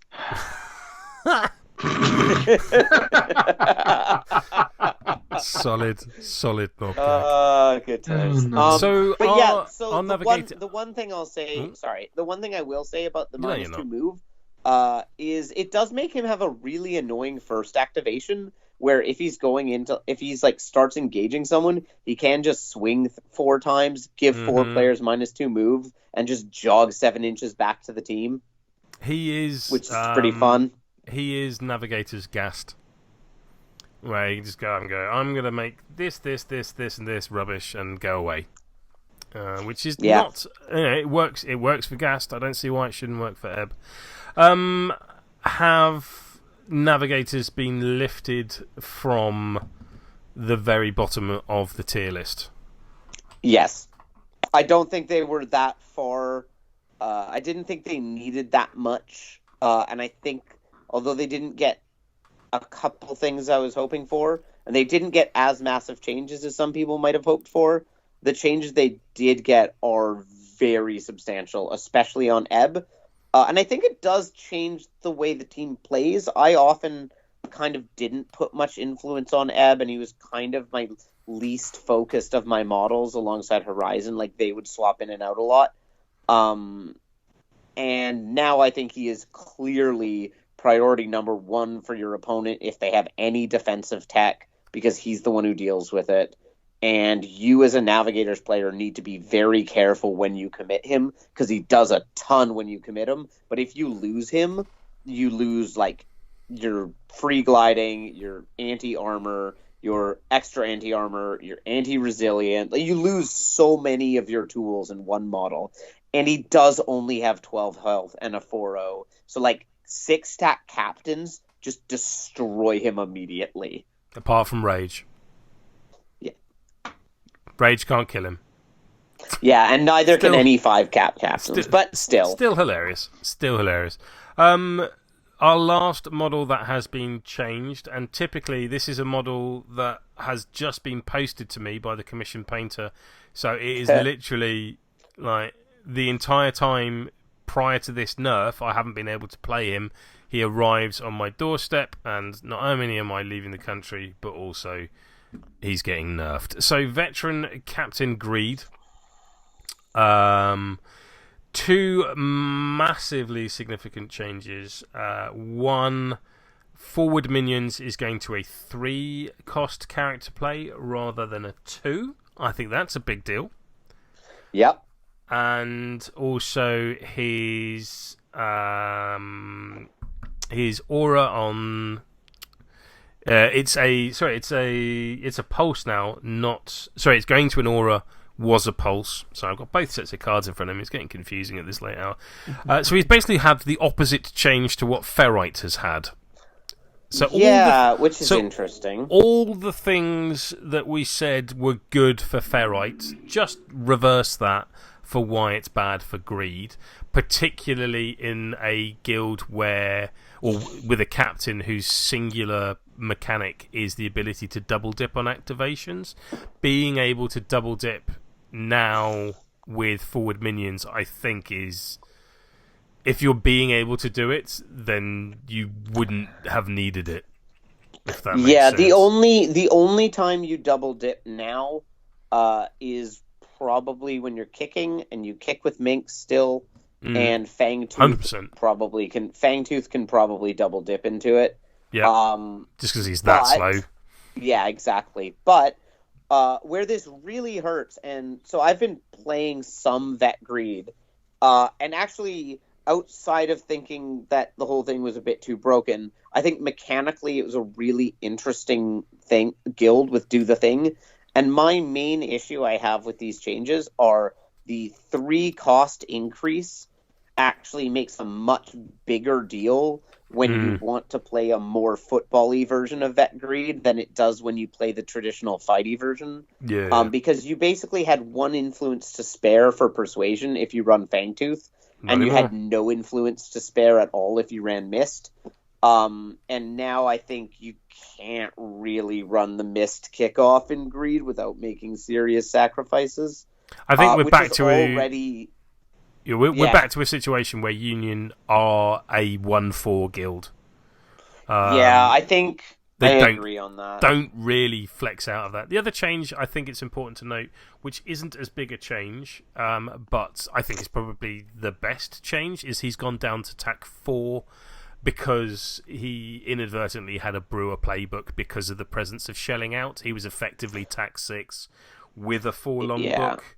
So it was fine when he attacked, but when he charges, he was getting too much out of wraps.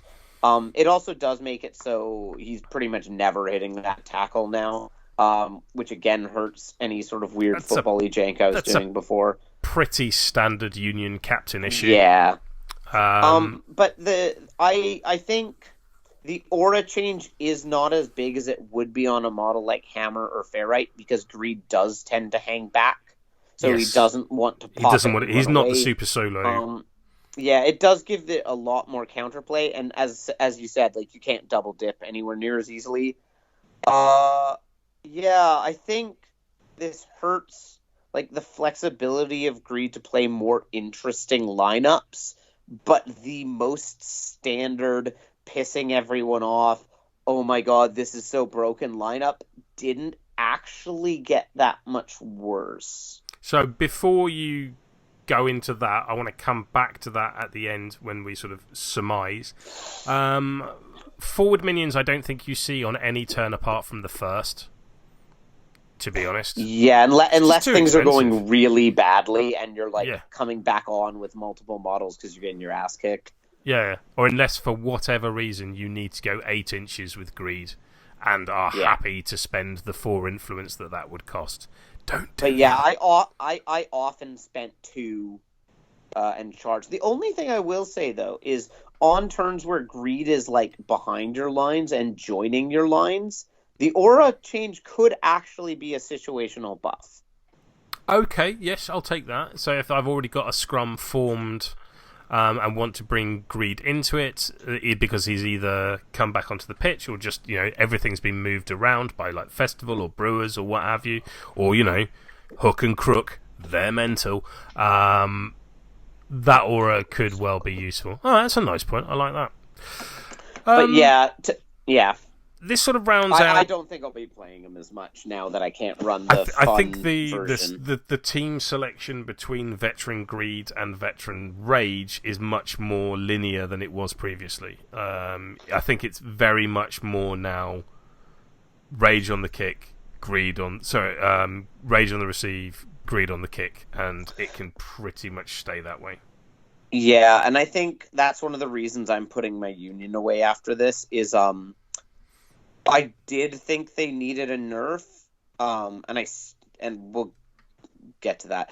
But the parts I enjoyed about Union got nerfed, and the parts I didn't really enjoy that I did think also should have gotten nerfed didn't.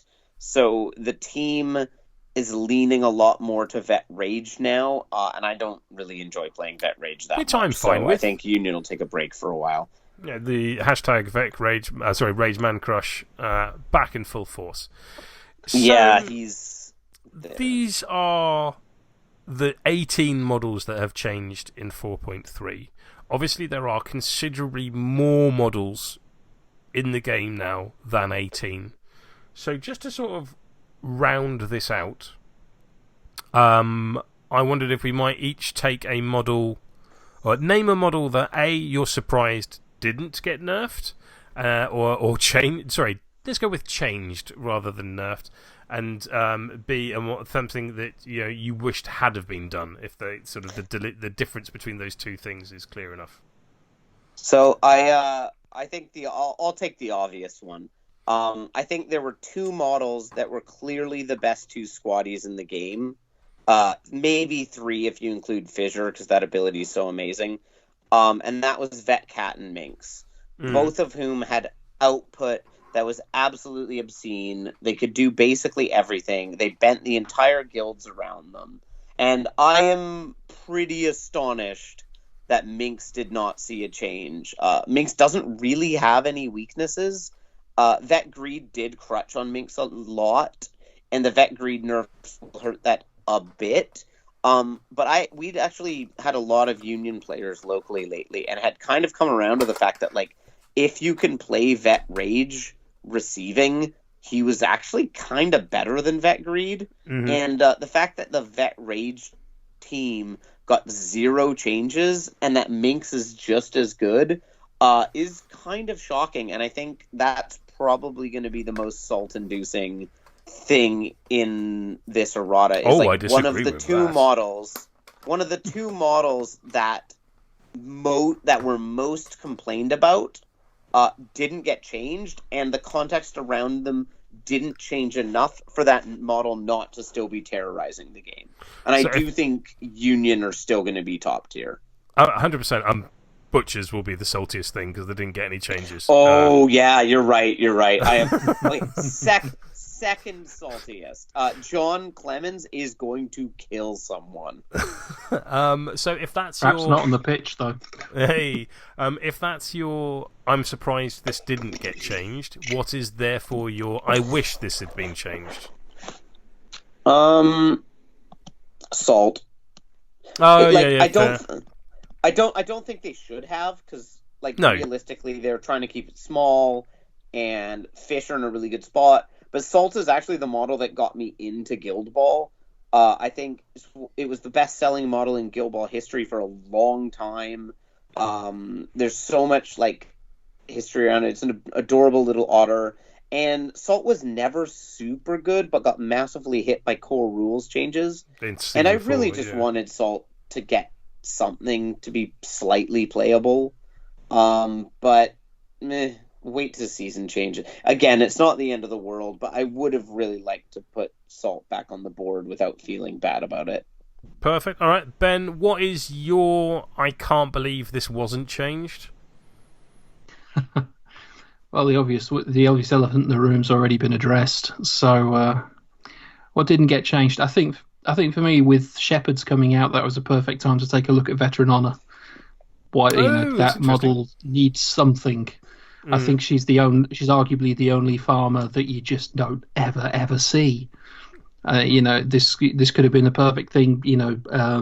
With the Shepherds coming out, give her something, give her a role.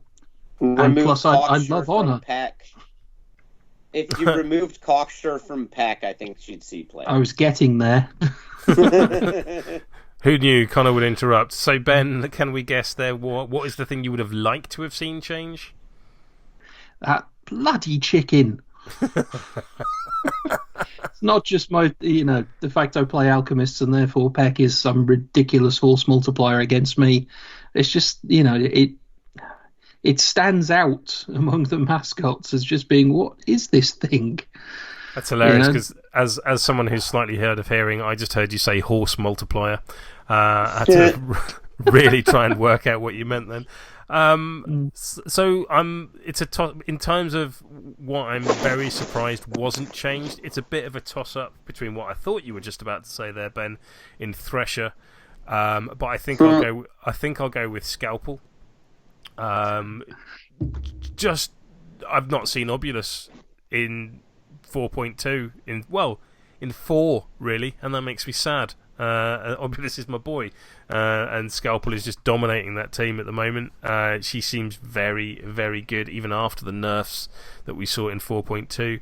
And in terms of things that I think I would have really liked to have seen, I really would have liked to have seen a new Morn. I know she only just got done, but no one cares. That play style isn't popular. I've not seen anyone put her on the pitch apart from me when I've tried her, and then it's been a limited thing.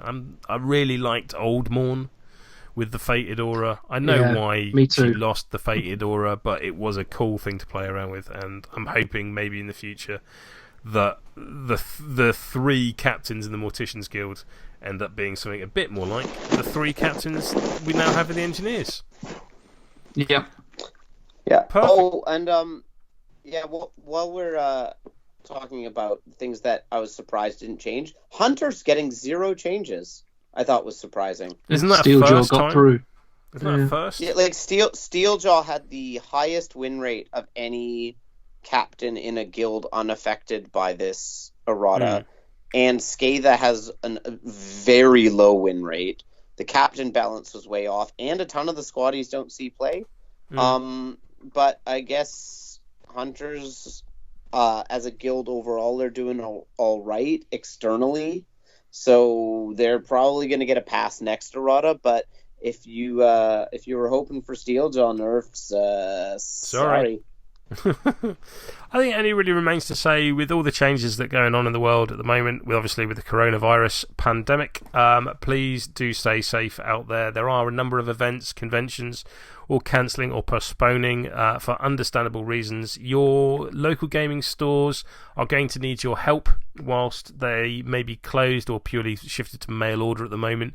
I know a lot of work is being done in the UK where gaming stores have lowered their mail order minimum amount for free postage. This is highly commendable. Please do take advantage of it. If, like me, you're going to be holed up for a number of weeks at home due to your work closing down, and I'm aware I'm very lucky in this respect, do remember your local gaming stores. They are going to be hit very, very hard. And if you have any influence with your local gaming stores, I've seen a few, mainly in America, introducing gift certificates so that people can continue to support their local gaming stores through this difficult time. Hopefully we shall all see you on the other side. Vassal is a thing. It's a thing that I've not used in a very long time and have recently re-downloaded it. I'm going to attempt to remind myself how Vassal works and maybe produce a how-to Vassal video, but it is there, so if you are holed up going slowly mad at the lack of social interaction, don't forget there are ways of reaching out to everyone. But yeah, just in general, stay safe out there, folks, and hopefully this will all be over before too long. So from Connor and Ben and I, thank you very much, folks. Hopefully this new errata has you chomping at the bit when a local gaming store does reopen again. And until next time, handy listeners, such as you are, I need a better outro.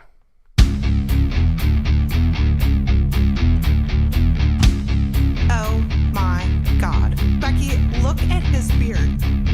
It's just so beard. Beard!